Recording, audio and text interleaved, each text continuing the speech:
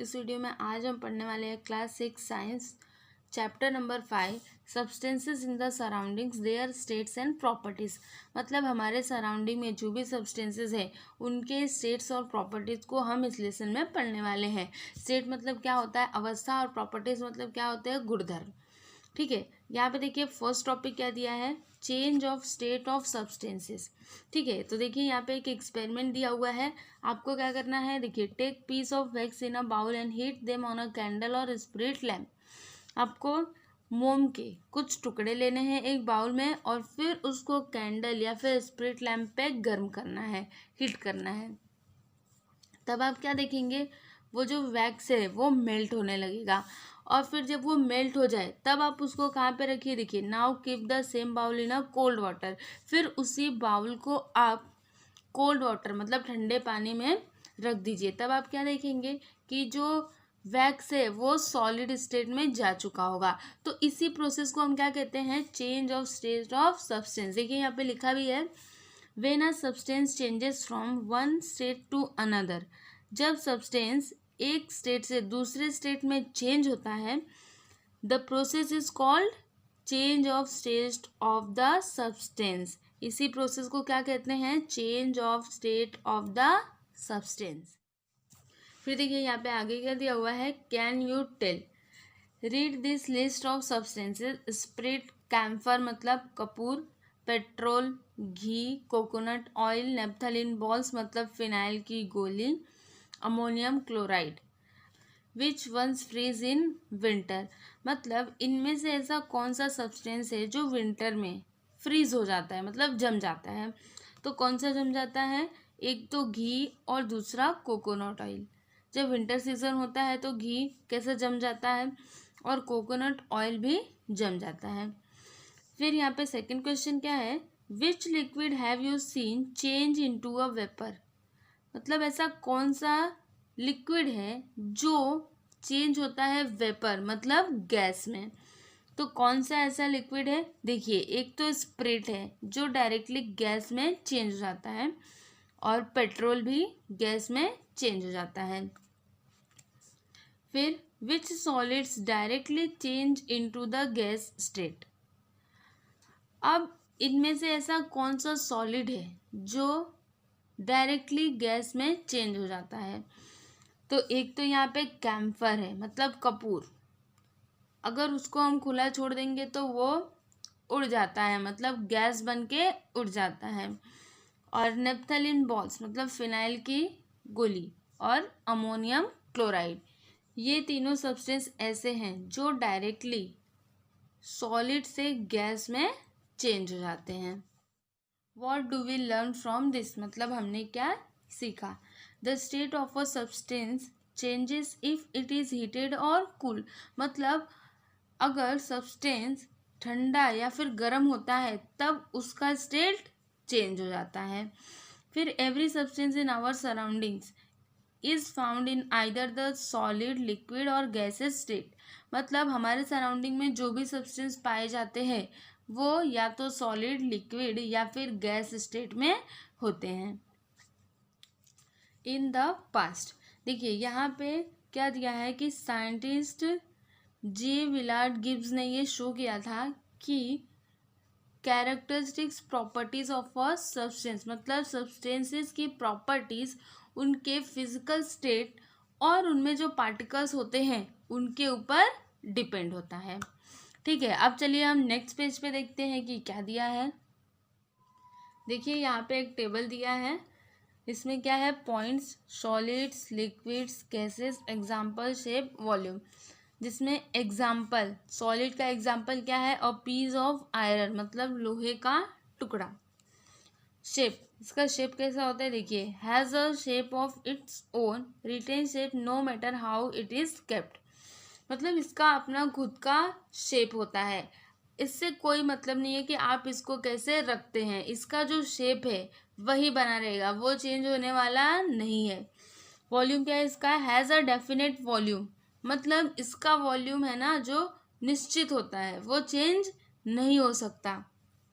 And solids like sugar, sand when poured on a flat surface form a heap, और solids जैसे कि sugar और sand, जब आप इसको फ्लैट सरफेस पे डालेंगे ना तब इनका ढेर बन जाता है। हीप मतलब क्या होता है, ढेर। ठीक है, अब लिक्विड्स का एग्जांपल देखते हैं। क्या है, वाटर, स्प्रिट, ऑयल।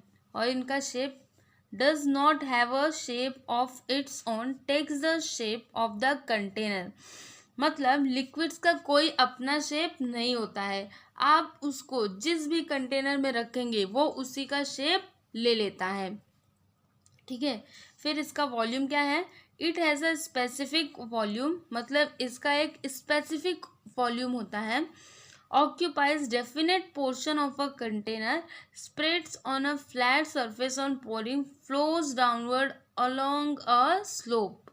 मतलब वह कंटेनर के डेफिनेट पोर्शन को ऑक्यूपाइज करता है और जब हम इसको फ्लैट सरफेस पे गिराते हैं तब वो flows downward along a slope, मतलब जिधर ढलान रहती है ना उधर ही वो बह के जाता है। देखिए पानी को हम अगर नीचे गिराएं फ्लैट सरफेस पे तो वो किधर बह के जाएगा, जिधर उसको ढलान मिलेगी उधर बह के जाएगा। तो यहाँ पे वही दिया है। फिर यहाँ पे देखिए गैस का एग्जाम्पल क्या है, air. Shape does not have a shape of its own, occupies all the available space. मतलब एयर का कोई अपना शेप नहीं होता है, इसको जितना भी स्पेस मिले वो सबको ऑक्यूपाई कर लेता है। Volume does not have a definite volume, और इसका कोई डेफिनेट वॉल्यूम भी नहीं होता है। On changing the pressure on a gas in a close container its volume also changes. मतलब जब क्लोज्ड कंटेनर के एयर के प्रेशर को चेंज किया जाता है तब उसका वॉल्यूम भी चेंज होता है। इट मीन्स कंटेनर में जो भी गैस भरा है अगर उसके प्रेशर को हम चेंज करें तब उसका वॉल्यूम भी चेंज होगा। फिर देखिए यहाँ पे नेक्स्ट टॉपिक क्या है, heat and change of physical state. देखिए यहाँ पे क्या दिया है, you have learn that change in the physical state of substance is an effect of the amount of heat in it. On gaining heat the substance changes from solid to liquid and liquid to gas. मतलब जब substance को गर्म किया जाता है तब वह solid से लिक्विड और लिक्विड से गैस में चेंज होता है। On the other hand when the substance cools down loses heat. मतलब जब सब्सटेंस ठंडा होता है तब it changes from gas to liquid and liquid to solid state, तब वह गैस से लिक्विड और लिक्विड से सॉलिड में चेंज होता है। ठीक है, अब चलिए हम नेक्स्ट टॉपिक देखते हैं, कैन यू टेल। देखिए इसमें क्या दिया है ना कि जब हम वाटर को स्टोव पे रखते हैं तो क्या वह तुरंत गैस बनने लगता है, या फिर जब हम वाटर को फ्रिज में रखते हैं तो क्या वह तुरंत आइस बनने लगता है। ऐसा नहीं होता है। जब हम पानी को स्टोव पे रखते हैं तो कुछ टाइम के बाद वो गैस बनता है, और जब हम पानी को फ्रिज में रखते हैं तो कुछ टाइम के बाद वो आइस बनता है। इसका मतलब क्या हुआ कि वाटर एक स्पेसिफिक अमाउंट में हीट को गेन करता है और तब जाके वो गैस बनता है। वैसे ही जब पानी एक स्पेसिफिक अमाउंट में ठंडा होता है तब जाके वो आइस बनता है। ठीक है, फिर यहाँ पे क्या है देखिए, how do we tell how hot और how cold a substance is. हम ये कैसे बता सकते हैं कि कोई भी सब्सटेंस कितना गर्म या फिर कितना ठंडा है, तो उसका जवाब है थर्मामीटर। थर्मामीटर की हेल्प से हम बता सकते हैं कि वो सब्सटेंस कितना गर्म या फिर कितना ठंडा है। देखिए यहाँ पे दिया है the temperature and a thermometer. मतलब थर्मामीटर का यूज़ हम किस लिए करते हैं, टेम्परेचर को मापने के लिए, टेम्परेचर को मेज़र करने के लिए। When a substance gets heat it becomes warm and then hot. We put our hand और finger in the water to जज how hot it is, but that is not an accurate measure. Besides if the substance is very hot we could get scalded. देखिए जब हम substance को गर्म करते हैं तो पहले वो वार्म होता है, उसके बाद हॉट हो जाता है, और उसे चेक करने के लिए हम क्या करते हैं, अपने फिंगर या फिर उसमें हाथ को डालते हैं। लेकिन ये कोई एक्यूरेट मेज़र नहीं है। और इसके अलावा अगर पानी ज़्यादा गर्म हुआ तो हमारे हाथ भी जल सकते हैं। A thermometer is use to measure temperature. देखिए टेम्परेचर को मेज़र करने के लिए किसका यूज़ किया जाता है? थर्मामीटर का। और हम टेम्परेचर को किस में मापते हैं? डिग्री सेल्सियस में मापते हैं। ठीक है। There are several types of thermometer available, और कई टाइप्स के थर्मामीटर अवेलेबल हैं, लेकिन अभी के समय में digital thermometer are frequently use. ज़्यादातर डिजिटल थर्मामीटर का यूज़ किया जाता है। देखिए यहाँ पे है डिजिटल थर्मामीटर। ठीक है। और ये वाला एक थर्मामीटर है जिसमें क्या होता है? मर्क्यूरी होता है यहाँ पे। ठीक है। और जब ये मर्क्यूरी ऊपर चढ़ता है तब हमें पता चलता है कि कितने डिग्री सेल्सियस टेम्परेचर है। Let's try this. देखिए आपको क्या करना है? आपको लेबोरेटरी से एक थर्मामीटर लेना है, और वो थर्मामीटर देखिए ऐसा होता है जिसमें ये जो बल्ब होता है ना, इसमें क्या भरी होती है? मर्क्यूरी भरी होती है। और जब ये मर्क्यूरी कुछ ऊपर तक जाती है तब हमें पता चलता है कि वहाँ का टेम्परेचर कितना है, मतलब वहाँ के एयर का टेम्परेचर कितना है। और फिर आपको देखिए क्या करना है, यहाँ पे दिया है कि आपको उस थर्मामीटर को वाटर में डालना है, और आपको उसे ऐसे डालना है कि जो उसका बल्ब है ना वो पानी के अंदर होना चाहिए। फिर आप उसके टेम्परेचर को देखिए, और यही एक्टिविटी आप गर्म पानी और ठंडे पानी के साथ या फिर आइस मतलब बर्फ़ के साथ कीजिए, और फिर वो टेम्परेचर को नोट कीजिए। ठीक है। देखिए यहाँ पे कुछ एग्जांपल दिया हुआ है, जैसे बॉइलिंग वाटर, इसका टेम्परेचर कितना होता है? 100 डिग्री सेल्सियस। अब फ्रीजिंग वाटर, इसका टेम्परेचर कितना होता है? 0 degree Celsius. Air winter night कितना? Less than 15 degree Celsius. Air summer afternoon more than 35 degree Celsius. Inside a fridge, fridge के अंदर कितना टेम्परेचर होता है?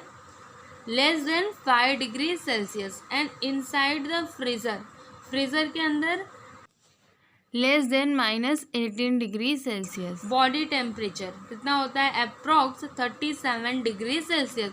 मतलब हमारी बॉडी का टेम्परेचर कितना होता है? Approximately 37 degree Celsius. अब यहाँ पे हमारा नेक्स्ट टॉपिक क्या है? बॉइलिंग।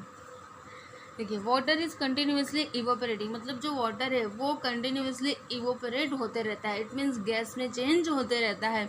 और हमें पता है कि जो फर्श पे वाटर गिरा होता है वो अपने आप ही धीरे धीरे करके सूख जाता है। This evaporation occurs from the surface of the water, और यह evaporation surface of the water मतलब वाटर के सरफेस से होता है। What happens when water boils. देखिए जब हम वाटर को गर्म करते हैं तब क्या होता है? जो पानी है वो गर्म होता है, जिससे उसका टेम्परेचर इंक्रीज होता है, और इवोपोरेट्स वो जल्दी से जल्दी होने लगता है, मतलब एट अ फास्टर रेट। देखिए यहाँ पे स्लोली मतलब धीरे धीरे होता है, लेकिन जब वो गर्म होता है तब वह जल्दी जल्दी होने लगता है। When water kept on a stove attains a particular temperature or level of heat, then evaporation takes place in all parts of the body of water. Then we see water bubbles rising at faster and faster rate to the surface and steam mixing in the air. This is called boiling of water or ebullition. देखिए जब हम पानी को stove पे रखते हैं तब वो गर्म होने के बाद उसमें से बबल्स उठने लगते हैं, और फिर वो जो है वो इवोपोरेट होने लगता है, मतलब उसका जो स्टीम है वो एयर में मिक्स होने लगता है। तो इसे ही हम क्या कहते हैं? बॉइलिंग ऑफ वाटर और इवोल्यूशन। ठीक है। फिर देखिए यहाँ पे कंडेंसेशन क्या होता है? जब वाटर वेपर ठंडा होकर फिर वाटर बन जाता है तब इस प्रोसेस को हम क्या कहते हैं? कंडेंसेशन। ठीक है। Condensation of steam also takes place at 100 degree Celsius. और स्टीम मतलब उस भाप का कंडेंसेशन कितने टेम्परेचर पे होता है? 100 डिग्री सेल्सियस पे होता है। It means that the boiling point and condensation point of water are one and the same. इसका मतलब ये हुआ कि बॉइलिंग पॉइंट और कंडेंसेशन पॉइंट ऑफ वाटर दोनों क्या है? सेम है। Let's try this. क्या ट्राई करना है? देखिए take some water in a beaker. आपको एक बीकर में थोड़ा पानी लेना है, and place a thermometer in it. फिर इसके अंदर थर्मामीटर को रखिए। Heat the beaker on a spirit lamp. आपको स्पिरिट लैम्प पे उस बीकर को गर्म करना है। Note the boiling point of water, फिर उस वाटर का बॉइलिंग पॉइंट क्या है इसको आप नोट कीजिए। Repeat the activity adding salt और sugar to the water and note the boiling point again. और फिर आपको यही एक्टिविटी कब करना है, उसमें सॉल्ट या फिर शुगर को ऐड करके, और फिर आप बॉइलिंग पॉइंट ऑफ वाटर इसको नोट कीजिए। What do you infer from it, आपको इससे क्या पता चलता है। देखिए यहाँ पे नेक्स्ट टॉपिक क्या है, freezing. The water kept in a freeze और on ice becomes cooler and cooler, that is its temperature falls. देखिए जब हम पानी को फ्रिज में रखते हैं या फिर बर्फ के ऊपर रखते हैं तब वह ठंडा होते जाता है। इसका मतलब क्या हुआ कि जो टेम्परेचर है पानी का वो कम हो रहा है। ठीक है, at a certain temperature water does not get any cooler but start freezing and forms ice. और एक टेम्परेचर तक पहुंचने के बाद वाटर ठंडा ना होके वो क्या होता है, फ्रीज मतलब जमने लगता है। The temperature at which this happen is called the freezing point of water. और जिस टेम्परेचर पे ये प्रोसेस होता है उसे हम क्या कहते हैं, फ्रीजिंग पॉइंट ऑफ वाटर। फिर देखिए आगे क्या है, the temperature of a substance can fall below 0 degree Celsius. For example the temperature of air in the freezer of a refrigerator is around -18 degree Celsius. It is read as -18 degrees Celsius. देखिए जो temperature है substance का वो 0 degree के नीचे भी जा सकता है। जैसे एग्जाम्पल के तौर पे हम देखें तो जो फ्रीजर होता है ना उसके अंदर का टेम्परेचर कितना होता है, -18 डिग्री सेल्सियस, मतलब 0 से भी नीचे। और इसको कैसे पढ़ा जाता है, -18 डिग्री सेल्सियस। देखिए यहाँ पे लिखा भी है। ठीक है, फिर देखिए आगे क्या है, when ice gets heat it start melting और changing into the liquid state again. मतलब जब आइस मतलब बर्फ गर्म होता है तब वो मेल्ट होने लगता है और फिर वो लिक्विड स्टेट में दोबारा से चेंज होता है। और जो आइस है वह 0 डिग्री सेल्सियस पे मेल्ट होता है। It means that the freezing point and melting point of water are one and the same. इसका मतलब ये हुआ कि फ्रीजिंग पॉइंट और मेल्टिंग पॉइंट ऑफ वाटर दोनों क्या है, सेम है। Each substance has a specific boiling point which is also its condensation point। मतलब हर सब्सटेंस का एक स्पेसिफिक बॉइलिंग पॉइंट होता है और यही उसका कंडेंसेशन पॉइंट भी होता है। एंड फिर नेक्स्ट क्या है, each substance has a specific melting point which is the same as its freezing point. मतलब हर सब्सटेंस का एक स्पेसिफिक मेल्टिंग पॉइंट होता है जो उसका फ्रीजिंग पॉइंट भी होता है। देखिए यहाँ पे आगे क्या दिया हुआ है कि the temperature at which a substance boils while heating is the same as the temperature at which it condense when it is cooled. Similarly, the temperature at which a substance freezes while cooling is the same as the temperature at which it melts when it is heated. देखिए इसमें क्या दिया है कि कोई substance जिस temperature पे boil होता है उसी टेम्परेचर पे वो कंडेंस भी होता है। वैसे ही कोई सब्सटेंस जिस टेम्परेचर पे फ्रीज होता है उसी टेम्परेचर पे वो मेल्ट भी होता है। ठीक है, फिर देखिए यहाँ पे एक चार्ट दिया हुआ है जिसे आप खुद से पढ़ सकते हैं। इसमें क्या है, सब्सटेंस है, फ्रीजिंग पॉइंट है और बॉइलिंग पॉइंट है। फिर देखिए यहाँ पे नेक्स्ट क्या है, various uses of changes in physical state. मतलब जब सब्सटेंसेस के फिजिकल स्टेट्स चेंज होते हैं तब उनका यूज़ क्या है। ये देखिए यहाँ पे candles are made by melting paraffin wax. Candles कैसे बनता है, जब पैराफिन वैक्स को मेल्ट करते हैं तब। फिर सेकेंड वन क्या है, solid carbon dioxide is use to make ice cream and to keep it frozen. मतलब जो सॉलिड कार्बन डाइऑक्साइड है उसका यूज़ किस लिए किया जाता है, आइसक्रीम बनाने में या फिर उसको फ्रोजन मतलब ताज़ा रखने में। फिर थर्ड वन क्या है, liquid nitrogen is use in animal husbandry. और लिक्विड नाइट्रोजन का यूज़ किया जाता है किसमें, एनिमल हस्बेंड्री में। फिर फोर्थ वन क्या है, sand is melted to make glass, और जो सैंड होता है बालू, इसको मेल्ट करके क्या बनाते हैं, ग्लास बनाते हैं, मतलब कांच बनाया जाता है।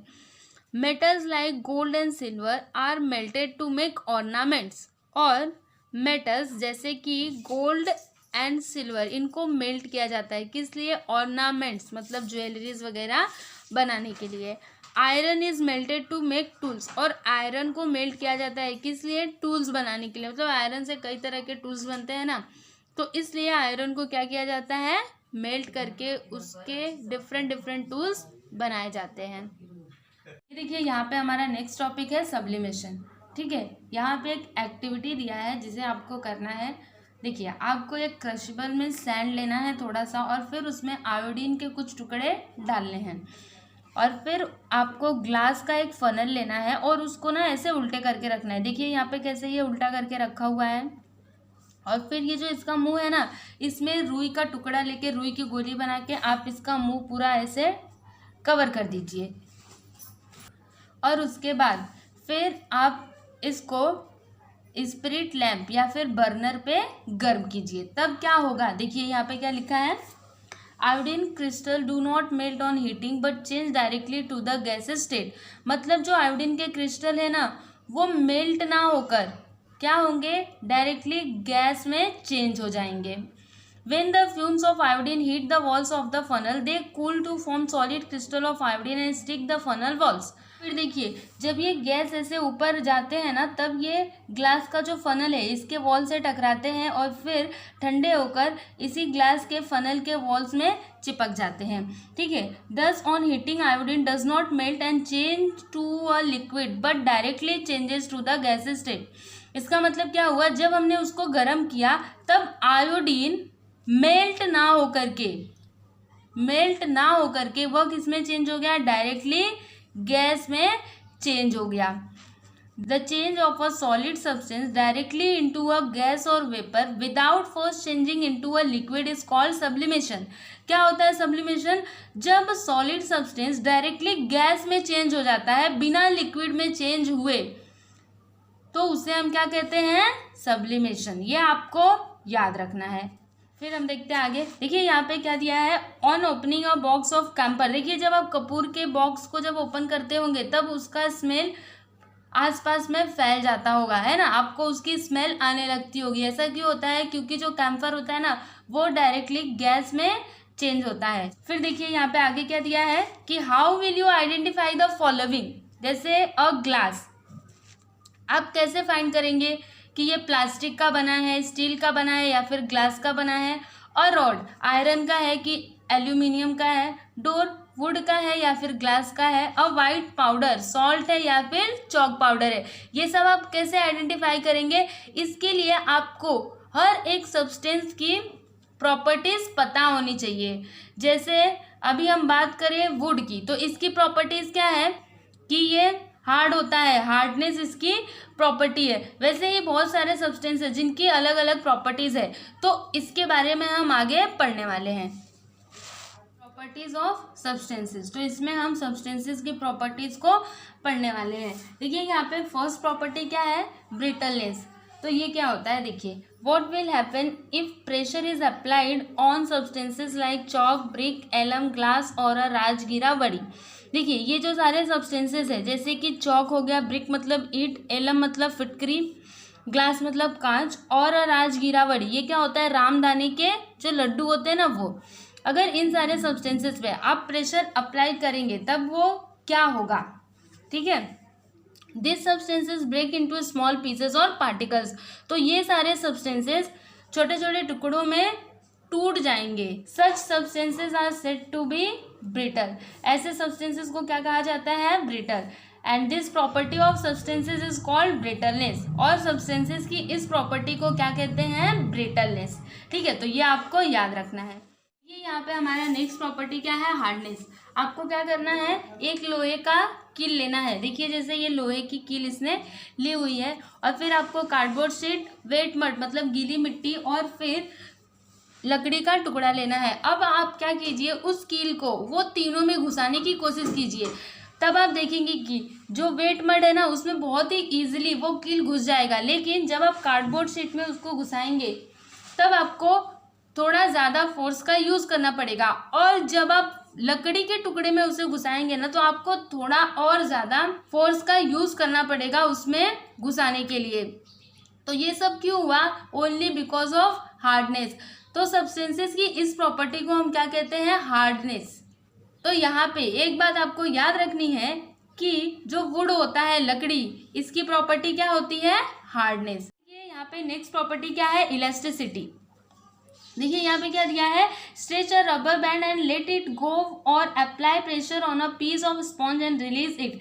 देखिए जो रबर बैंड होता है ना, जब आप उसको खींचेंगे तब वो अपने स्टेट को चेंज करेगा, लेकिन जब आप उसको छोड़ देंगे तब वो फिर जैसे था वैसे हो जाएगा। वैसे ही स्पॉन्ज के साथ भी होता है, जब आप उस पर प्रेशर अप्लाई करेंगे तब वो नीचे तक जाएगा, लेकिन जब आप उसे छोड़ देंगे तो फिर वो अपने ओरिजिनल शेप में आ जाएगा।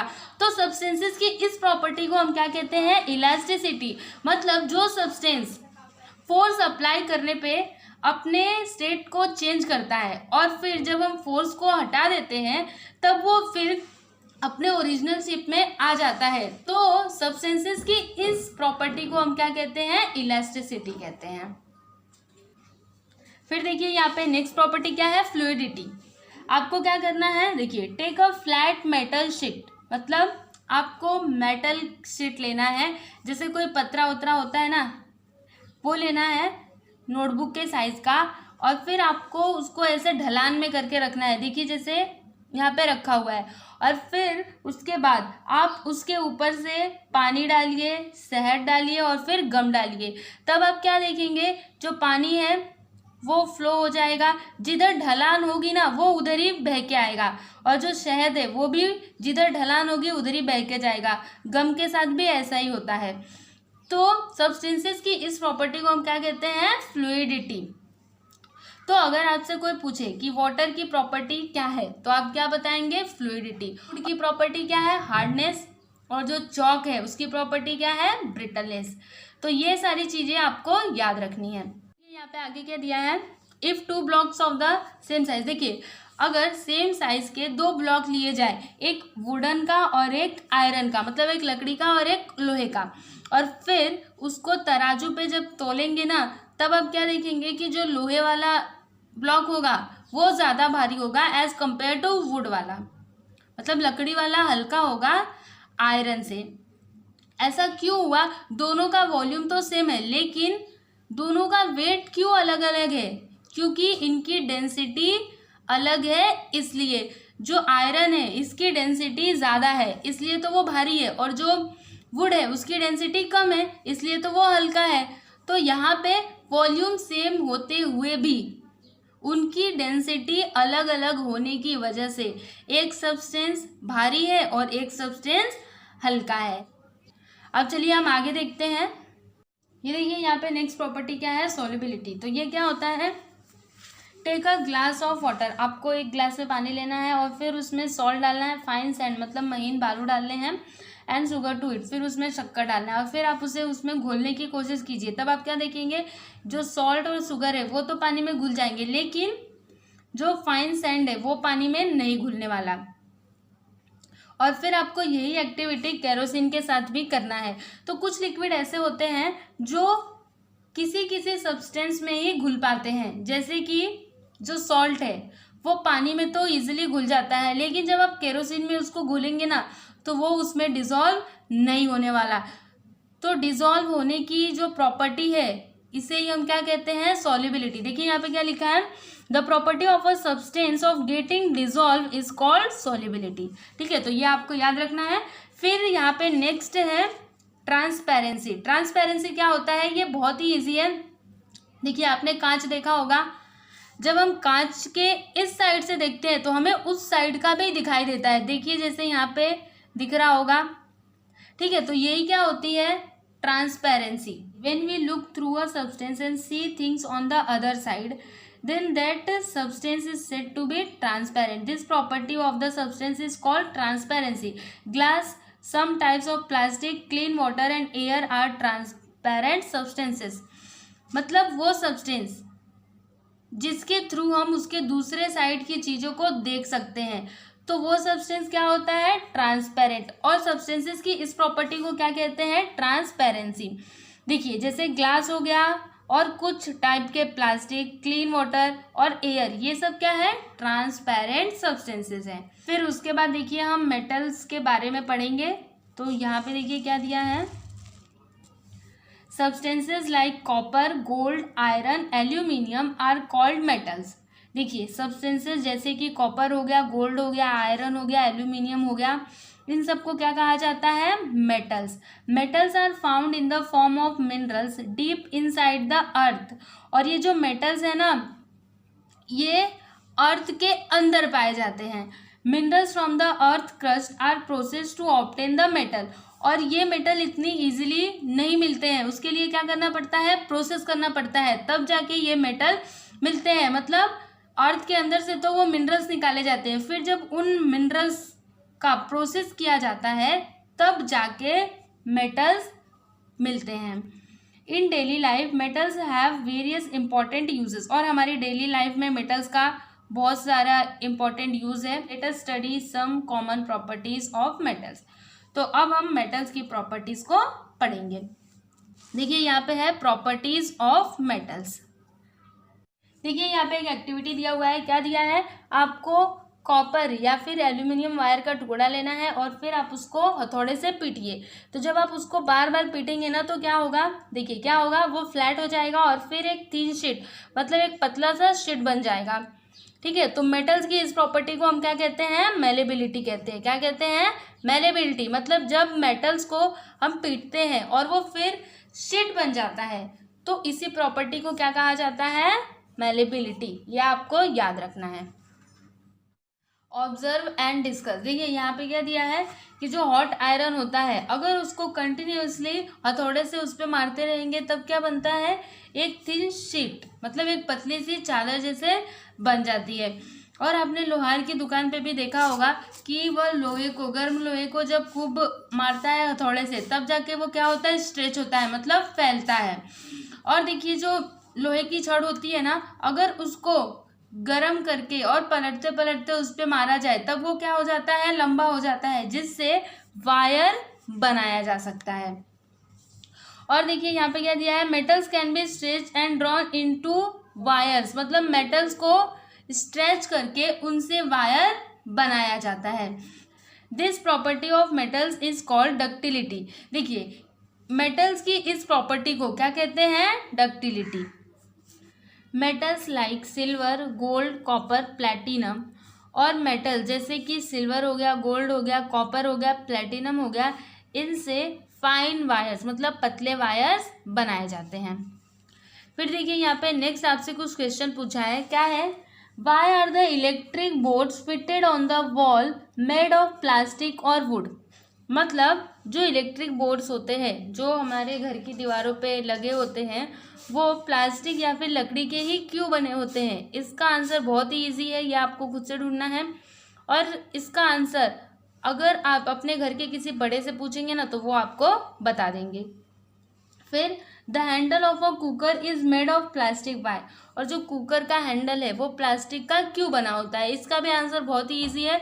तो ये दोनों क्वेश्चन आपके लिए है। अगर आपको इसका आंसर आए तो आप कमेंट बॉक्स में कमेंट कर सकते हैं। अब हम पढ़ेंगे इलेक्ट्रिकल कंडक्टिविटी। तो ये क्या होता है, देखिए यहाँ पे क्या लिखा है, इलेक्ट्रिसिटी फ्लोज थ्रू मेटल्स। मतलब इलेक्ट्रिसिटी मेटल्स के थ्रू फ्लो होती है। All metals are conductors of electricity to a greater or lesser extent. मतलब जो सभी मेटल्स है वो कम या ज़्यादा इलेक्ट्रिसिटी के कंडक्टर्स होते हैं। इसका मतलब कि इलेक्ट्रिसिटी सभी मेटल्स के थ्रू फ्लो हो सकती है। और इस प्रॉपर्टी को क्या कहा जाता है, इलेक्ट्रिकल कंडक्टिविटी। ठीक है, फिर हमारा नेक्स्ट क्या है, थर्मल कंडक्टिविटी। तो ये क्या होता है, देखिए यहाँ पे क्या लिखा है, even when a piece of metal is heated at one place the whole of it becomes hot. It shows that metals allow heat to flow through them. This property is called thermal conductivity. देखिए किसी metal के टुकड़े को अगर हम एक जगह पे गर्म करें तब थोड़ी देर बाद आप देखेंगे तो वो पूरा मेटल गर्म हो चुका होगा। इसका मतलब क्या हुआ, जो हीट है वो फ्लो हुआ उस टुकड़े पर, ठीक है, तो इसे ही हम क्या कहते हैं, थर्मल कंडक्टिविटी। इट मीन्स जो मेटल्स होते हैं उनकी एक और प्रॉपर्टी है, क्या है, थर्मल कंडक्टिविटी। फिर यहाँ पे नेक्स्ट है मेटल्स हैव टिपिकल साइन और लस्टर, मतलब जो मेटल्स होते हैं ना उनकी अपनी एक अलग ही चमक होती है। Every metals has a characteristics colour by which it can be identify, और जो मेटल्स होते हैं हर एक मेटल्स का अपना एक कलर होता है जिससे हम उसको आइडेंटिफाई कर सकते हैं। ट्राई दिस, क्या ट्राई करना है, देखिए यहाँ पे क्या दिया है, plug the string of a musical instrument like अ तानपुरा और वीणा, रिंग अ बेल और hit a steel box with a metal spoon. देखिए जो तानपुरा और वीणा होते हैं ना उनके तारों को आप छेड़िए, रिंग अ बेल घंटे को बजाइए, और स्टील का बॉक्स उस पे आप मेटल के स्पून से मारिए, तब आप क्या देखेंगे कि उसमें से अलग अलग साउंड्स प्रोड्यूस होते हैं। स्ट्राइक अ वुडन टेबल और a marble floor with a wooden stick, और लकड़ी के स्टिक से जो वुडन टेबल है मतलब लकड़ी का मेज, और मार्बल फ्लोर मतलब पत्थर का फ्लोर, आप उस पर मारिए। Note the difference in the sounds produce in the two cases, और इन दो केसेस में जो डिफरेंस है साउंड्स में उनको आप नोट करिए। Metals produce a ringing sound, जो मेटल्स होते हैं उनमें से कैसे साउंड आती है, रिंगिंग की, जैसे खन खन की आवाज़ होती है ना वो। And this property is called the sonority of metals, इस प्रॉपर्टी को क्या कहा जाता है, सिनोरिटी। ये देखिए यहाँ पे यूजेस ऑफ मेटल्स, ठीक है। ऑलवेज रिमेंबर, इट मीन्स हमेशा याद रखिए, क्या याद रखना है, ड्यूरिंग द रेनी सीजन और at any other time do not touch the expose electric wires और मेटल पार्ट्स। देखिए रेनी सीजन में या फिर किसी और टाइम में जो एक्सपोज इलेक्ट्रिक वायर्स होते हैं या फिर मेटल के पार्ट्स उनको टच नहीं करना चाहिए। कीप ऑल इलेक्ट्रिक लैम्प्स और other appliances switched off when not in use, और अगर आपको यूज़ ना हो तब जो इलेक्ट्रिक लैम्प्स है या फिर कोई और अप्लायंसेस उनको स्विच ऑफ कर दें। जैसे कि जो टीवी होता है ना वो आप रिमोट से तो बंद कर देते हैं, लेकिन आप उसके मेन स्विच को बंद करना भी मत भूलिए। It helps to save electricity besides protecting us from any possible danger, और ये हेल्प करता है इलेक्ट्रिसिटी को सेव करने में। इसके अलावा ये हमें जो पॉसिबल डेंजर है मतलब जो खतरे हैं उनसे भी हमें ये बचाता है, प्रोटेक्ट करता है। Ask your seniors at home to check the electric wiring and fitting in the house periodically, और अपने घर के बड़ों को समय समय पर इलेक्ट्रिक वायरिंग को चेक करने के लिए कहिए। कभी कभी ऐसा होता है ना कि सालों तक कोई इलेक्ट्रिक वायरिंग को चेक ही नहीं करवाता, कुछ नहीं करवाता, फिर लास्ट में क्या होता है, एक दिन कोई एक्सीडेंट हो जाता है। तो ऐसा नहीं होना चाहिए। आप उनको कहिए कि समय समय पर जो इलेक्ट्रिक वायरिंग है उसकी जांच होते रहनी चाहिए, ठीक है। फिर यहाँ पे देखिए क्या है, व्हाट वी हैव लर्न, हमने क्या सीखा, तो ये आप खुद से पढ़ लेना। और जो क्वेश्चन आंसर है एक्सरसाइज वो हम नेक्स्ट वीडियो में करेंगे, जिसका लिंक आपको डिस्क्रिप्शन में मिल जाएगा। तो ये वीडियो कैसा लगा आप हमें कमेंट करके ज़रूर बताइए, और अगर अच्छा लगता है तो लाइक कीजिए, शेयर कीजिए और चैनल को सब्सक्राइब करना ना भूलें। Thank you.